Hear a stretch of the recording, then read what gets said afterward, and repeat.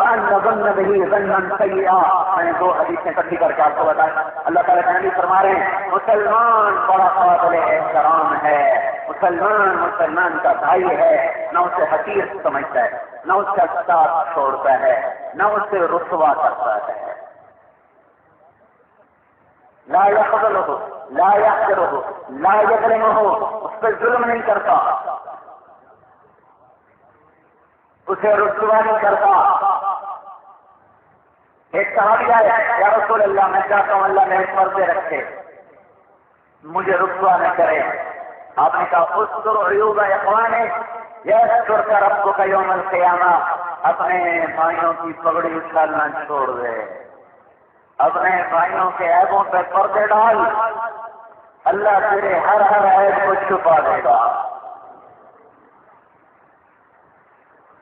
ہم ظالم معاشرہ بن چکے ہیں، ہماری ڈکشنری میں معاف کرنے کا لفظ مل چکا ہے. معاف کرنا سیکھو، اس پر جنت الفردوس کا وعدہ ہے. تہجد پہ روزے پر جنت الفردوس کے وعدے نہیں ہیں. صدقات پر نوافل پر جنت الفردوس کے وعدے نہیں ہیں. کا اچھے اخلاق بنا لو، جنت الفردوس میں گھر لے لو. اخبار بھرے پڑے ہیں مسلمانوں کی پگڑی اچھال رہے ہیں، زبانیں چل رہی ہیں ان کی طرح مسلمان کی عزت کے پردے چاک کرنے میں. اور اللہ کا نبی کہہ رہا ہے اے اللہ تو بڑا حکیم ہے، تو بڑا قابل احترام ہے، لیکن سن لے مسلمان تجھ سے بھی زیادہ قابل احترام ہے. سن لے اللہ نے تجھے قابل احترام بنایا ہے، اور اللہ نے میری امتی کے مال کو، جان کو، عزت کو قابل احترام تجھ سے بھی زیادہ بنایا ہے. اور میرے اللہ نے میری امت کے بارے میں حکم دیا ہے کوئی مسلمان کسی مسلمان کے بارے میں بدگمانی میں مبتلا نہ ہو. بھائی اور اس زبان کو کسی کی عزت بنانے میں اگر استعمال نہیں کر سکتے ہو تو کسی کی عزت بگاڑنے میں استعمال نہ کرو. قیمت چکانی پڑے گی، بول سامنے آئیں گے، قیمت دینی پڑے گی، قیمت دینی پڑے گی. اللہ تعالیٰ کے یہاں ایک وقار ہے ایمان والے کا، ایک وقار ہے مسلمان کا. ادنا سے ادنا مسلمان کو بھی ذلیل اور رسوا کرنا یہ اللہ تعالیٰ نے شریعت میں حرام کیا ہے. جو توڑے اس سے جوڑو، جو چھینے اس کو دو، جو ظلم کرو اسے معاف کرو، جنت الفردوس میں گھر لے لو.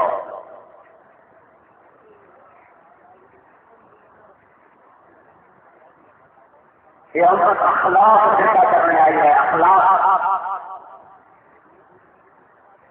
امام زین العابدین کو شخص گالیاں دے گا، وہ منہ ایسے کر کر بیٹھے، وہ سمجھے ان کو پتہ نہیں اس کو گالیاں دے رہا ہوں.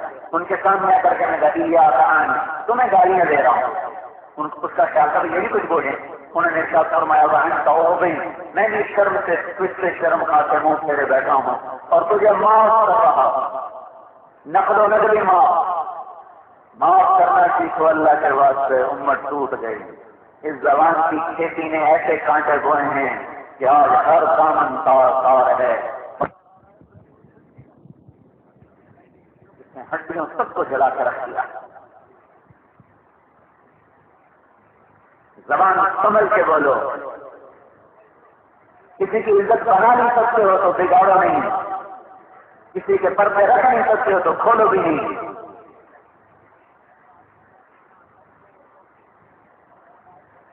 تو یہ اتنا بڑا عمل ہے.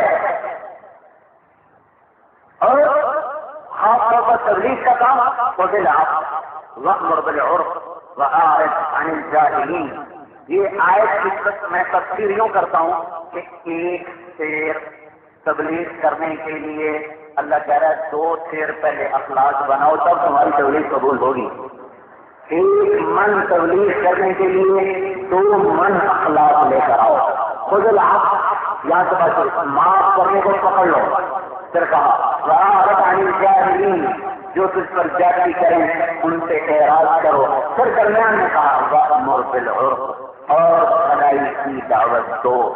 پہلے بھی اخلاق، آخر میں بھی اخلاق، درمیان میں تبلیغ.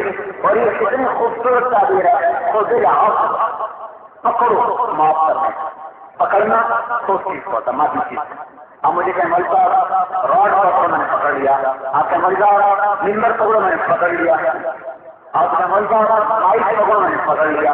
اب آپ مجھ سے مول صاحب ہوا پکڑو، پکڑی جائے گی. ہوا پکڑو، پکڑی جائے گی. لطیف چیزوں کے لیے پکڑنے کا لفظ استعمال نہیں کیا جاتا. مانوی چیزوں کے لیے، لطیف چیزوں کے لیے پکڑنے کا لفظ نہیں استعمال ہوتا. اللہ تعالیٰ جہاں آپ کرنے کو وجود دے رہا ہے، ایک وجود، مادی وجود دے رہا ہے، پھر اپنے نبی سے کہہ رہا ہے ایسے پکڑ کے بیٹھ جا معاف کرنے کو کہ ہاتھوں سے جانے نہ پائے. پکڑ لے مضبوطی سے معاف کرنا اور زیادتی کرنے والوں سے درگزر کرنا، اس کو مضبوطی سے تھام لو اور پھر میرے نام کی صدا لگاؤ. مجمع کھنچ کے آئے گا، لوگ کھنچ کے آئیں گے. یہ جو حکیم کہتا ہے نا 1 تولہ فلاں، 1 تولہ زعفران، 1 تولہ زنجبیل، 1 تولہ بادیان، 2 تولے یہ، 1 تولہ وہ، نسخے کے آخر میں لکھتے ہیں اس میں دگنا شہد ملائیں، اس میں دگنا شہد ملائیں. یہ دگنا شہد کس لیے ہے کہ وہ جو مختلف قسم کی چیزیں کوٹی کھاتی گئی ہیں ان کی کڑواہٹ کو شہد کی جائے اور میٹھا ہو کر دوا منہ میں جائے، دوا میٹھی ہو کر منہ میں جائے. تو اللہ تعالیٰ اس امت کو نہیں بلکہ اپنے نبی کو کہہ رہا ہے. نبی وغیرہ ہم سے اور زیادہ حقدار ہیں اس بات سے کہ میرے نبی معاف کرنے کو پکڑ لے، درگزر کرنا اپنا شیوا بنا لے اور پھر لگا میرے حکم کی، میری بات کی طرف بلا. یہ محبت بھرا طریقہ لوگوں کو کھینچ لے گا، کھینچ لے گا. جیسے ڈاکٹر اوپر بھی میٹھا نیچے بھی میٹھا درمیان میں کڑوا رسوخ ہوتا ہے جس کی گولی کیپسول، اوپر سے کور نیچے کڑوی چیز اندر میں کڑوی چیز. تو اخلاق سے اپنے عمل کو مزین کرو اور لے کر بازار میں آؤ، دنیا سکھ آئی گی. ہاں دگنے اخلاق بناؤ گے تب جا کر 1 گنا تبلیغ لوگوں میں قبول ہوگی. یہ وہ عمل اللہ تعالیٰ کے نبی نے اہم دنیا سے جاتے ہوئے آخری وصیت، یہ آخری وصیت کی بات میں نے آپ کو خدمت میں عرض کی ہے. یہ تبلیغ کا 4 نمبر ہے کہ لوگوں سے حقوق کا خیال کرو، اخلاق برتو، معاف کرنا سیکھو، درگزر کرنا سیکھو. بھائیو یہ ہمیں اللہ تعالیٰ کے محبوب کی طرف سے چیز ملی ہے اور اللہ کی طرف سے چیز ملی ہے. ساری دنیا کے انسانوں کو جا کر یہ پیغام سنانا ہمیں ملا ہے.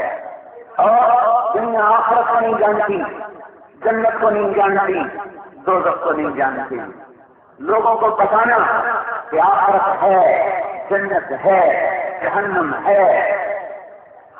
جیسے میں نے ابھی شروع میں حدیث سنائی تھی، وأشهد أن وعدك حق ولقاءك حق والجنة حق والساعة آتية لا ريب فيها ريب الموت والنار حق. پہلا دوزخ حق ہے، جنت حق ہے، قیامت حق ہے.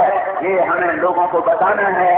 القارعة ما القارعة وما أدراك ما القارعة الحاقة ما الحاقة وما أدراك ما الحاقة إذا وقعت الواقعة ليس لوقعتها كاذبة خافضة الرافعة وإذا رجت الأرض رجا وبست الجبال بسا فكانت قضاء منبثا وما أدراك ما يوم الدين ثم ما أدراك ما يوم الدين هل أتاك حديث الغاشية هل أتاك حديث الغاشية. قرآن جب آخرت کو بولتا ہے تو اس کا لہجہ ایک دم عظیم الشان ہو جاتا ہے کہ بھائیو اللہ کی قسم نہ ہم اللہ کی کیف کو جانتے ہیں نہ اللہ کی عطا کو جانتے ہیں. 1000 آیات قرآن میں جنت اور جہنم پر آئی ہیں. 1000 آیات جانتے نہیں ہیں لوگ. وہ پاکستان کی حوالہ کرتی ہے جہنم، نہیں وہ بھڑکتی آگ ہے، شرارت پھینکتی ہے. ایک سوئی کے ناکے کے برابر سوراخ کر دیا جائے، اس میں سے جو آگ نکلے گی پوری دنیا کے انسانوں کو جلا کر راکھ بنا دے گی. یہ کھال 42 ہاتھ موٹی ہوگی کھال. کلما نضجت جلودهم بدلناهم جلودا غیرها ليذوقوا العذاب. یہ کھال جب جل جائے گی تو جلنے سے پہلے اللہ سر نئی کھال چڑھا دے گا تاکہ عذاب بڑھتا رہے، عذاب بڑھتا رہے. ہاتھوں میں ہتھوڑی، پاؤں میں